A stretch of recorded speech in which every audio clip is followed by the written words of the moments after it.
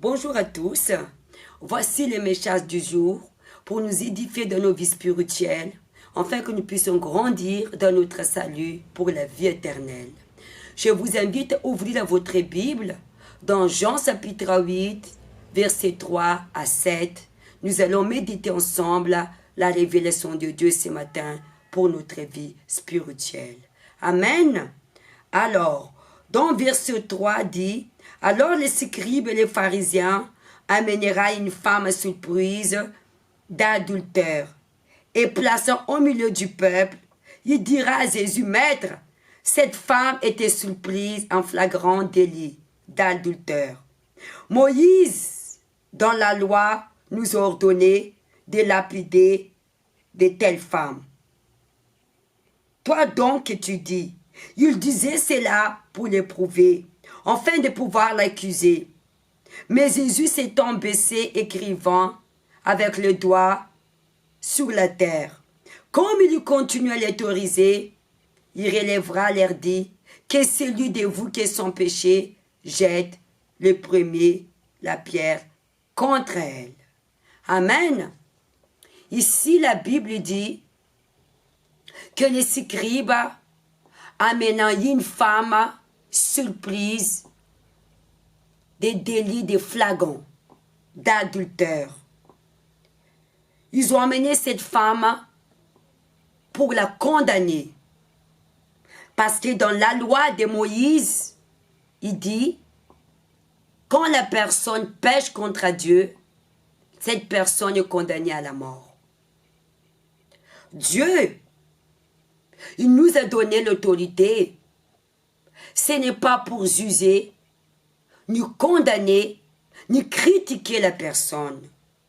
L'autorité que Dieu nous donne, c'est sur les démons, pour détruire les œuvres du diable. Pas pour condamner, ni pour juger. Il n'y a que Dieu seul qui peut juger, qui peut condamner. Parce que qui nous sommes de juger condamner la personne? Parce que nous ne sommes pas parfaites. Nous ne pouvons pas être égales à Dieu. Parce que l'homme n'est pas parfait. D'ailleurs, Dieu, il ne nous demande pas d'être parfait.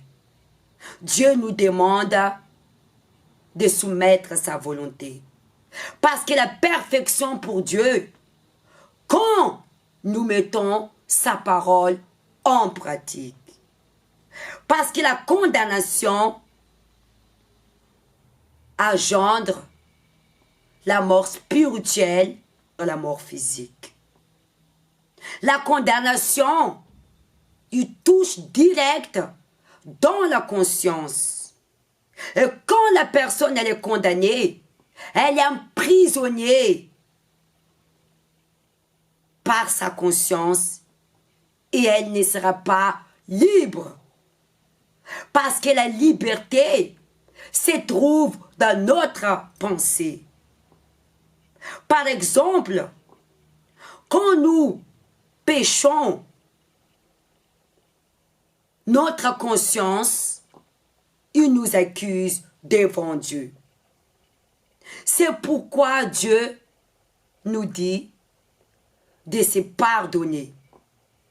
Parce que la condamnation aussi vient des manques de pardon. Et la condamnation aussi est l'origine de la jalousie. Parfois la personne est condamnée parce qu'elle est victime de jalousie. Parce qu'on a usé. Beaucoup de personnes usent la vie des autres sans qu'ils connaissent la vérité. Jésus dit, si toi tu te condamnes toi-même. Parce que la seule personne qui connaît la vérité dans notre vie, c'est Dieu. Et la vérité, trop tard, se révélera. Car rien n'a caché qui ne doit pas être révélé. Et la vérité, il nous a franchis. Amen. Dieu a laissé son loi pour nous discipliner pour le salut. Pas pour condamner, nos prochains. Amen. Et qui a franchi cette femme dans la condamnation? C'était Jésus. Amen. Parfois, Dieu permet des situations dans nos vies parce que nous insistons toujours dans les choses, mauvaises choses. Parce que si cette femme, on a surpris Élie d'un flagrant, cela veut dire que ce n'est pas la première fois qu'elle a péché. Et tout ce que nous sémons, nous allons récolter trop tard. Mais ce n'est pas à nous des yeux de condamner, c'est à Dieu. On a amené cette femme devant Jésus pour la condamner et aussi pour approuver Jésus. Mais Jésus savait ce qui se trouve à l'intérieur de l'homme.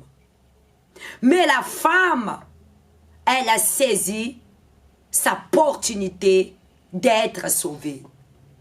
Parce que Jésus lui dit, où sont tes accusateurs? Personne n'a-t-il à condamner si vous allez continuer au lire jusqu'au verset 9. La femme, elle a dit personne. Et Jésus dit, moi je ne condamne plus, va et ne pêche plus.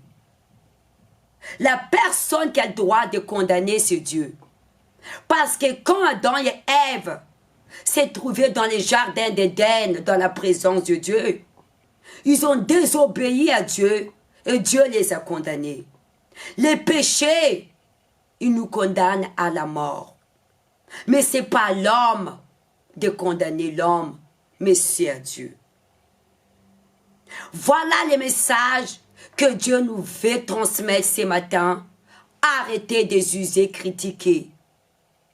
Parce que si tu te condamnes, Jésus l'a dit, tu te condamnes toi-même. Et le jugement de Dieu, ça sera très dur. Car seulement Dieu qui a le droit de juger. Par exemple, Dieu a créé l'enfer pour condamner et tout ce qui ne marche pas dans la vérité. Tout ce qui ne soumet pas à sa parole. Amen. Alors, arrêtez-nous de condamner nos prochains. Que chacun doit s'examiner. Priez plutôt. Parce que quand vous condamnez les autres, vous ne valorisez pas. Valorisez vous et vous valorisez vos prochains. Amen.